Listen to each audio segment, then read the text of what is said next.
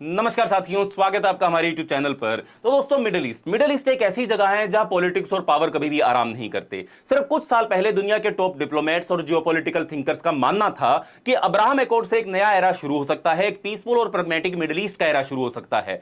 CNN से लेकर BBC तक सबको लगा था कि इजराइल और अरब कंट्रीज के बीच दोस्ती की फाउंडेशन बन रही है, जिसका सबसे बड़ा टारगेट था ईरान, यानी कि ईरान को रीजनल डोमिनेंस से रोकना। लेकिन आज इक्वेशन ही बदल चुकी है।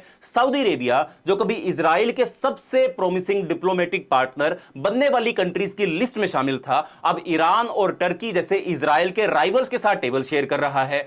क्या यह नई दोस्ती जियोपॉलिटिक्स के अंदर एक टेक्टोनिक शिफ्ट है या सिर्फ एक टेम्परेरी अलाइनमेंट है? इस वीडियो में हम एक्सप्लोर करेंगे कैसे अब्राहम अकॉर्ड्स कोलैप्स होने के एज पर आ गए हैं, कैसे गाजा वॉर ने पूरे नैरेटिव को फ्लिप कर दिया है, और कैसे सऊदी अरेबिया चुपचाप क्वाइटली एक anti Israel regional group build कर रहा है, जहां अब कॉमन एनिमी ईरान नहीं है बल्कि इजराइल दिखाई दे रहा है। यह कहानी है डिप्लोमेसी के यू टर्न्स की, ट्रस्ट के ब्रेकडाउन की और एक नए मिडिल ईस्ट की जहां अलायंसेस रीड्रॉ हो रही हैं। तो चलिए शुरू करते हैं आज की हमारी इस वीडियो को। पर उससे पहले चैनल का नाम है दिया ये सब, मेरा नाम है राही मेहता। चैनल को अभी सब्सक्राइब कर लें ताकि आप ऐसी इंफॉर्मेटिव वीडियोस देखते रहें। तो दोस्तों, चलो शुरू करते हैं इस कहानी को डोनाल्ड ट्रंप की पहली प्रेसिडेंसी के 2 साल पूरे होने के बाद से। उस टाइम डोनाल्ड ट्रंप की middle east policy Abraham accords के अराउंड घूम रही थी। सिंपल शब्दों में अगर मैं आपको बताऊं, इजराइल और उसके अरब पड़ोसियों के बीच में रिलेशंस को नॉर्मल करके इस पूरे इलाके के अंदर शांति लेकर आना अब्राहम अकॉर्ड्स का एकमात्र एम था। अब यह सुनने में आपको थोड़ा इंपॉसिबल लग सकता है, क्योंकि इस पूरे इलाके का जो इतिहास है वो काफी ज्यादा कंप्लेक्स रहा है,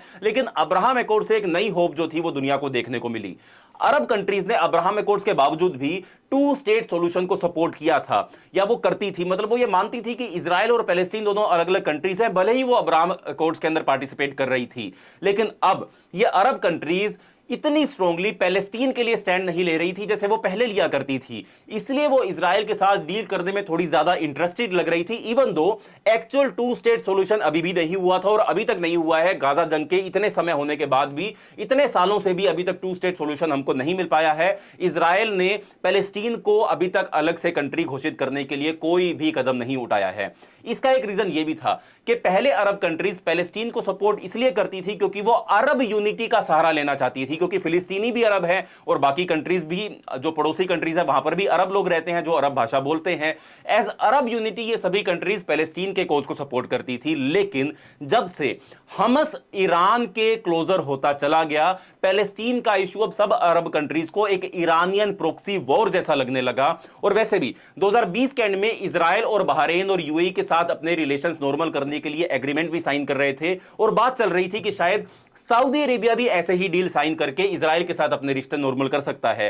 ट्रंप ने डायरेक्टली तो ऐसे वर्ड्स में नहीं बोला था, लेकिन काफी क्लियर था कि अब्राहम अकॉर्ड्स का एक हिडन मोटिव यह भी था सऊदी अरेबिया और अरब कंट्रीज के बीच एक एंटी ईरान ग्रुप को एस्टेब्लिश करना। इसलिए ईरान जो था वो इस डील को स्ट्रांगली अपोज कर रहा था, और करना भी चाहिए था, उसके इंटरेस्ट के खिलाफ हो गया था। यह भी एक रीजन था कि यूएस को सऊदी इजराइल नॉर्मलाइजेशन को लेकर काफी होप थी। दोनों कंट्रीज ईरान के अगेंस्ट अलाइंड थे, स्पेशली आफ्टर 2019। आपको याद होगा 2019 में ईरान ने सऊदी अरेबिया के ऑयल फैसिलिटीज के ऊपर एक सक्सेसफुल ड्रोन अटैक किया था।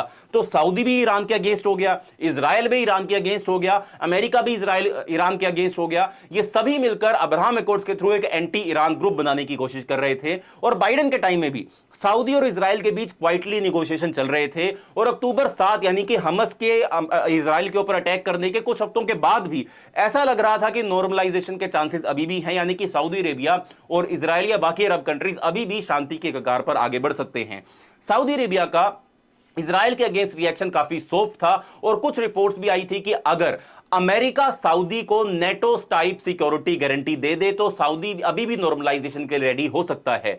लेकिन आज सिचुएशन बिल्कुल ही बदल चुकी है। अब सिर्फ यह नहीं कि सऊदी ने इजराइल के साथ नॉर्मलाइजेशन का आइडिया छोड़ दिया है, बल्कि अब वो ईरान के नजदीक जा रहा है। और टर्निंग पॉइंट फरवरी में आया जब गाजा का सीज फायर फेल हो गया और इजराइल ने फिर से गाजा के ऊपर अटैक स्टार्ट कर दिया। साथ ही इजराइल ने ओपनली बोलना शुरू कर दिया था कि वो पैलेस्टीनियन को गाजा से फोर्सफुली निकाल सकते हैं, और नेतन्याहू ने तो यह भी सजेस्ट कर दिया था कि नया पैलेस्टीनियन स्टेट जो है वो सऊदी अरेबिया के अंदर बना दिया जाए। इसके बाद ऑलमोस्ट तुरंत ही सऊदी अरेबिया के स्टेट मीडिया ने, जो पहले तक काफी इस मुद्दे को लेकर शांत था, नेतन्याहू के अगेंस्ट उन्होंने बोलना शुरू कर दिया। सऊदी अरेबिया अब ओपनली 2 स्टेट सॉल्यूशन की डिमांड कर रहा है और मार्च में सऊदी अरेबिया ने बाकी अरब कंट्रीज के साथ मिलकर एक नया प्लान दिया गाजा के फ्यूचर के लिए, जो शायद इजराइल और यूएस ने रिजेक्ट भी कर दिया था। इस टाइम पर सऊदी और भी तेजी से ईरान के करीब जा रहा है और फरवरी में जब इजराइल ने गाजा पर दोबारा अटैक स्टार्ट किया था, कुछ दिन बाद ही सऊदी और ईरान के फॉरेन मिनिस्टर्स ने फोन कॉल पर रीजनल इश्यूज डिस्कस किए, जो कि बड़ी अनकॉमन सी बात है। सऊदी और ईरान के जो मिनिस्टर्स हैं वो आपस में बात नहीं करते हैं, बट ये बहुत ही रेयर इवेंट था जब दोनों ने एक दूसरे के साथ फोन कॉल्स एक्सचेंज किए। और आज अप्रैल 2025 की स्टार्टिंग में सऊदी अरेबिया के डिफेंस मिनिस्टर जो थे वो ईरान विजिट पर भी चले गए। दशकों में पहली बार किसी इतने सीनियर सऊदी रॉयल का ईरान विजिट हुआ। उस ट्रिप में बिन सलमान ने सऊदी किंग का एक लेटर दिया ईरान के सुप्रीम लीडर अयतुल्ला अली खमीनी को। इस लेटर में सऊदी ईरान के बीच एक सिक्योरिटी पैक्ट का सपोर्ट भी था, जो कुछ साल पहले तक सोचना भी मुश्किल था। कौन सोच सकता था कि सऊदी और ईरान के बीच में एक सिक्योरिटी पैक्ट साइन हो सकता है? आप सब जानते हैं कि यह बिल्कुल ही इंपॉसिबल था। सऊदी, सुन्नी, ईरान, शिया, इन दोनों के बीच में रीजनल डोमिनेंस भी है, सेक्टेरियन डोमिनेंस का इशू भी है, बहुत सारे कंफ्लिक्ट इन सब के बीच में मौजूद है। और ऐसा पैक्ट साइन करने के बाद यह सबको हिला देने वाली बात थी। यह सब 2015 से बिल्कुल अलग है, जब सऊदी अरेबिया और इजराइल दोनों ओबामा के न्यूक्लियर डील के स्ट्रांगली अगेंस्ट थे। तब इजराइल और सऊदी दोनों चाहते थे कि यूएस ईरान के अगेंस्ट टफ स्टांस ले और किसी भी प्रकार की न्यूक्लियर ट्रीटी साइन ना करे। लेकिन अब सिचुएशन बदल गई है। ऐसा लगता है कि सऊदी अरेबिया को ईरान से ज्यादा अब इजराइल से खतरा लग रहा है, स्पेशली रीजनल सिक्योरिटी के कंटेक्स्ट के अंदर। और यह भी इंटरेस्टिंग बात है कि सऊदी अरेबिया टर्की के साथ अपने रिलेशन सुधार रहा है। टर्की के प्रेसिडेंट एर्डोगन तो अक्टूबर 7 के हमले के बाद से इजराइल के सबसे बड़े स्ट्रॉन्ग क्रिटिक्स में से एक रहे हैं। लास्ट कुछ महीनों में सऊदी और टर्की के बीच सिक्योरिटी टाइज काफी स्ट्रॉन्ग ग्रो हो रहे हैं। दोनों सीरिया में मिलकर काम करने के लिए भी कोशिश कर रहे हैं, क्योंकि दोनों को लगता था कि इजराइल सीरिया को और ज्यादा अनस्टेबल बना सकता है। और यह काफी सरप्राइजिंग है, क्योंकि अरब स्प्रिंग के बाद से सऊदी और टर्की के रिलेशंस में काफी ज्यादा तनाव रहा है। तब डर था कि अगर असद की रिजीम गिरती है तो सीरिया एक नए कॉन्फ्लिक्ट का रीजन बन जाएगा, लेकिन अब तक उसका उल्टा ही हो रहा है। अब सऊदी और टर्की सीरिया को लेकर एक दूसरे के नजदीक आ रहे हैं। अब ऑब्वियस है कि हर पॉलिटिकल मूव सिर्फ इजराइल की वजह से नहीं हो रहा, और काफी चेंजेस रीसेंट इवेंट से पहले ही स्टार्ट हो गए थे। जैसे सऊदी ईरान के बीच जो आजकल दोस्ती आपको दिखाई दे रही है, वो एक्चुअली 2021 में शुरू हुई थी, जब इराक में सीक्रेट मीटिंग हुई थी इन दोनों देशों के बीच में। फिर अर्ली 2023 में चाइना ने भी एक बायलैटरल एग्रीमेंट करवाया था, जिसमें दोनों ने रिलेशंस को नॉर्मल करने का एक दूसरे के साथ प्रॉमिस भी किया था। वैसे ही टर्की भी लास्ट कुछ सालों से गल्फ कंट्रीज के साथ अपने रिलेशंस इंप्रूव करने की कोशिश कर रहा है, मेनली इकोनॉमिक रीजंस की वजह से। और सऊदी अरेबिया में मिडिल ईस्ट में पीस चाहता है, क्योंकि आप जानते हो कि सऊदी अरेबिया खुद अपनी इकोनॉमी को बदलने के लिए बड़े प्लान के अंदर बिजी है। सऊदी जानता है कि तेल एक दिन खत्म हो जाएगा, इसलिए अपनी इकोनॉमी के अंदर डाइवर्सिफिकेशन करनी जरूरी है। उस डाइवर्सिफिकेशन के लिए दूसरी कंट्रीज के साथ अपने रिलेशन सुधारना भी जरूरी है।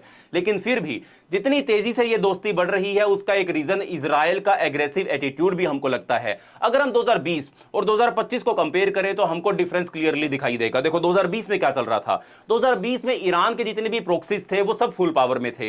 लेबनान के अंदर आप जानते हो जितने भी हिजबुल्ला थे वो काफी ज्यादा स्ट्रॉन्ग था, हमस काफी ज्यादा स्ट्रॉन्ग था, जो यमन के अंदर हाउथीज है वो भी काफी ज्यादा स्ट्रॉन्ग थे।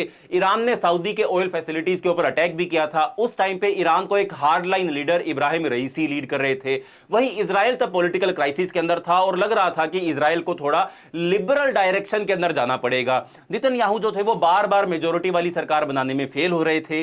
लेकिन आज सिचुएशन बिल्कुल ही बदल चुकी है। ईरान का प्रॉक्सी नेटवर्क ऑलमोस्ट खत्म हो चुका है। रईसी को हटाकर एक रिफॉर्मिस्ट लीडर मसूद पजेश्कियां को ईरान का नया प्रेसिडेंट बनाया गया है। और अयतुल्ला तो आज ट्रंप से ऑलमोस्ट रिक्वेस्ट कर रहे हैं कि एक नया न्यूक्लियर डील साइन हो जाए। वहीं इजराइल में नेतन्याहू किसी तरह पावर में बने हुए हैं और उन्होंने कंट्री की पॉलिटिक्स को लेफ्ट विंग से और ज्यादा राइट विंग की तरफ लेकर जाने का काम किया है और रीजनल वॉर की तरफ वो और भी ज्यादा आगे बढ़ रहे हैं। इस सिचुएशन को देखकर क्लियरली समझ आता है कि सऊदी अरेबिया क्यों मानता है कि आज इजराइल ही रीजनल सिक्योरिटी के लिए सबसे बड़ा थ्रेट है, ना कि ईरान सबसे बड़ा थ्रेट है। तो दोस्तों, तो क्या अब्राहम एकॉर्ड्स बस एक फोटो अपॉर्चुनिटी थे या उनमें वाकई मिडिल ईस्ट को बदलने की ताकत थी? यह सच है कि इजराइल और कुछ अरब देशों के बीच नए रिश्ते बने, ट्रेड हुआ, टूरिज्म हुआ, लेकिन जैसे ही गाजा में जंग छिड़ी सब कुछ रुक गया। यह दिखाता है कि मिडिल ईस्ट में डिप्लोमेसी सिर्फ डॉक्यूमेंट से नहीं, ग्राउंड रियलिटी से चलती है, और जब बॉम्ब्स गिरते हैं तो हैंडशेक्स जो है वो कमजोर पड़ जाते हैं। सऊदी अरेबिया जैसे पावरफुल प्लेयर अब ओपनली नहीं बल्कि साइलेंटली अपनी पॉलिसी को रीबैलेंस करने की कोशिश कर रहे हैं। जहां पहले ईरान कॉमन एनिमी था, अब इजराइल खुद एक कंट्रोवर्शियल प्लेयर बन चुका है। तो दोस्तों, हम आज की कहानी को यहीं पर समाप्त करते हैं। अगर आपको यह वीडियो पसंद आई हो तो वीडियो को लाइक करें, वीडियो को शेयर करें, चैनल को सब्सक्राइब करें। मिलते हैं अगली वीडियो के अंदर, तब तक के लिए बाय बाय, धन्यवाद, जय हिंद।